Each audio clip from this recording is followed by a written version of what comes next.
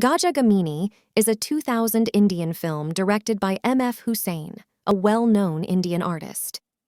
The film is unique in its approach, as it is not a typical narrative film, but more of an artistic exploration of the feminine form and the various roles that women have played throughout history.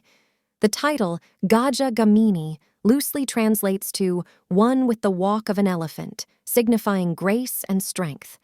The film features Madhuri Dixit, who plays the central character, embodying various personas and historical figures. It is essentially a visual journey through the ages, with Madhuri Dixit's character transforming into different women from different time periods and cultural backgrounds. She represents different archetypes, from a tribal woman to a historical queen, and even modern urban women. The film doesn't follow a traditional narrative structure, but rather presents a series of vignettes, artistic interpretations, and abstract visuals.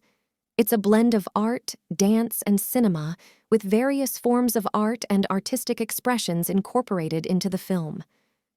M.F. Hussain's background as a painter is evident in the film's visual style, with striking and vibrant imagery. Overall, Gaja Gamini is a cinematic and artistic experiment that celebrates the diverse facets of womanhood, highlighting the timeless beauty and strength of women across different cultures and eras. It's more of an art film and less of a conventional Bollywood narrative, and it's known for its unique approach to storytelling and its artistic vision.